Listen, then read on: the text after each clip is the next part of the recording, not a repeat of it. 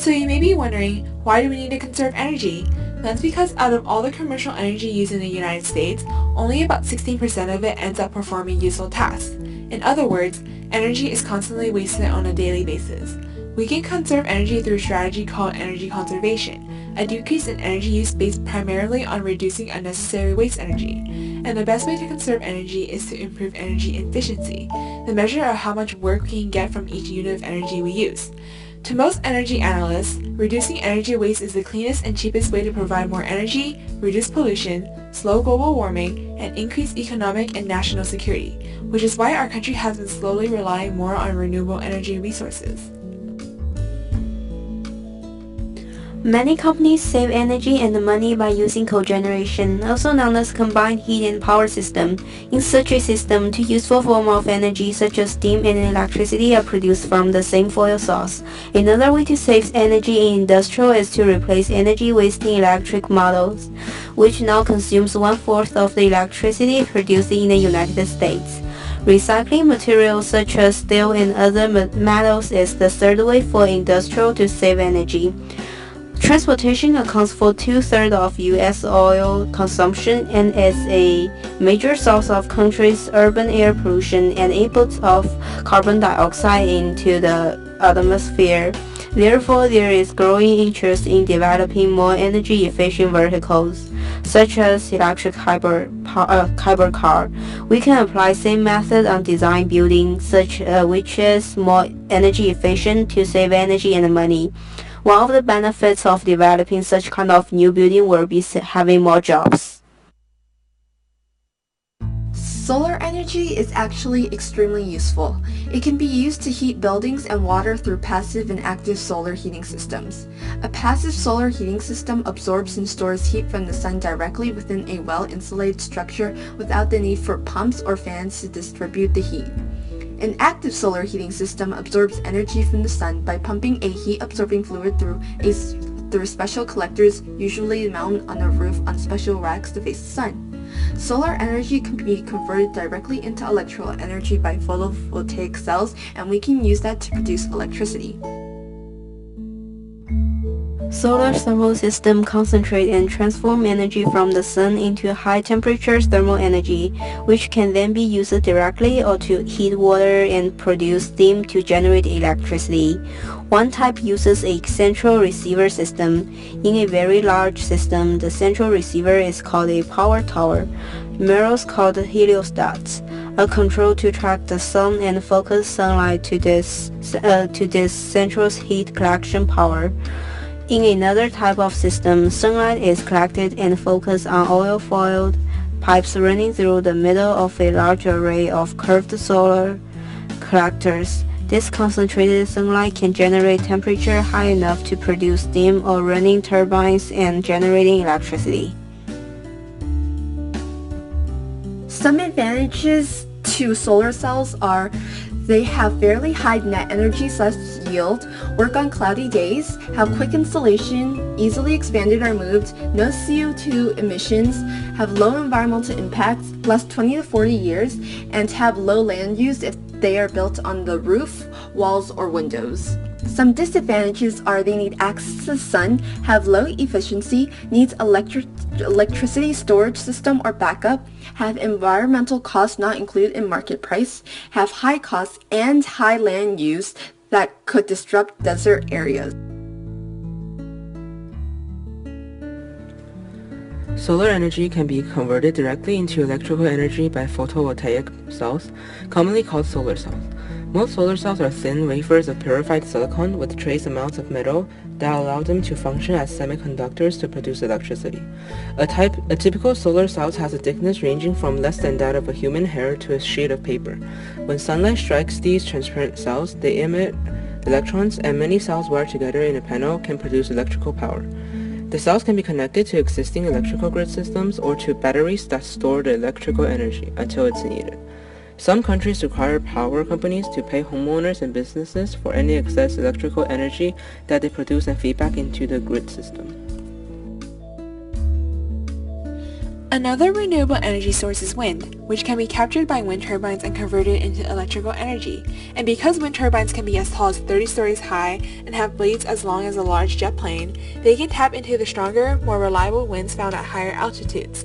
This allows a single, modern wind turbine to generate about 20 times more electricity than a turbine installed in the 80s.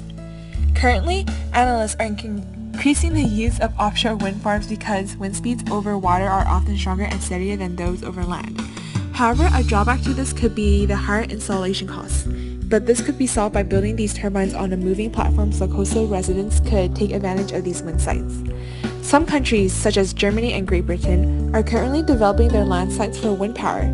Additionally, some states in the United States are considered the Saudi Arabia of wind farms, and they include North Dakota, South Dakota, Texas, and Kansas. Currently, wind power is increasing in countries such as Australia and of course the United States. However, this development of an age of wind energy still faces some challenges. For one, good wind farms are often located far away from bustling cities, which is where most of the population is at.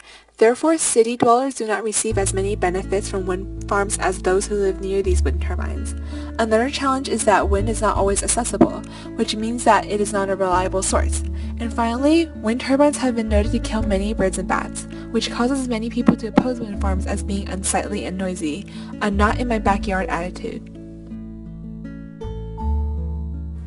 Biomass is material that is considered garbage and collected from living or dead organisms. Dead trees, leftover crops, your trash can all be collected to use as biofuel. This process helps in reducing use of other kinds of fuels to produce energy, as well as cut down the need of excessive land for keeping garbage, thus making biomass a renewable energy. Several methods to convert biomass into electricity are direct combustion, which is the oldest method. In this method, steam is produced to run turbines and generate electricity. Coal firing is burning the mix of biomass source with coal to generate electricity. This method is low cost, gives more energy security, uses beneficial biomass, and emits less harmful gases as well. Repowering. Under this process, coal or natural gas plants are converted into biomass plants. Gasification is heating biomass with controlled amount of oxygen under certain pressure to convert it into carbon monoxide. Several advantages are that using biomass requires the removal of wild crops, dead trees, and all other sources at a sustainable level. Biomass creates carbon cycle.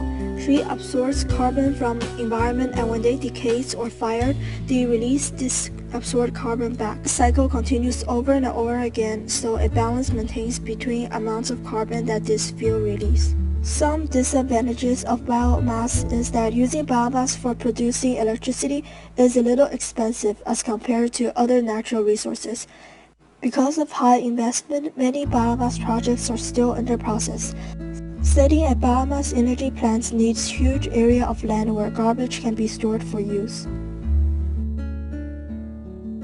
Geothermal energy is heat stored in soil, underground rocks, and fluids in the Earth's mantle.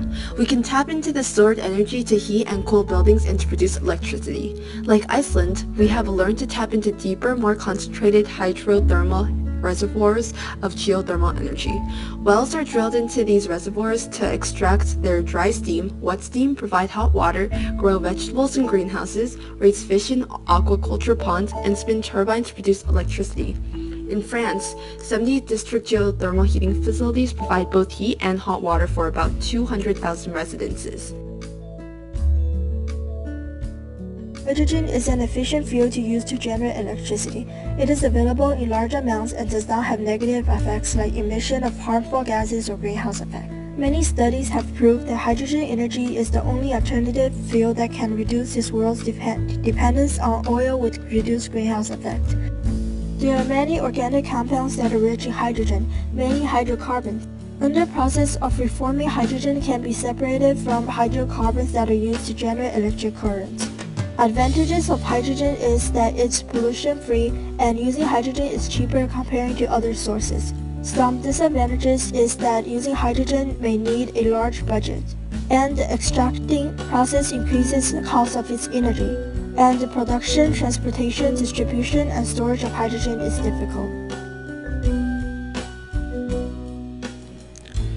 Widespread use of hydrogen as fuel would eliminate most of the air pollution problems we face today.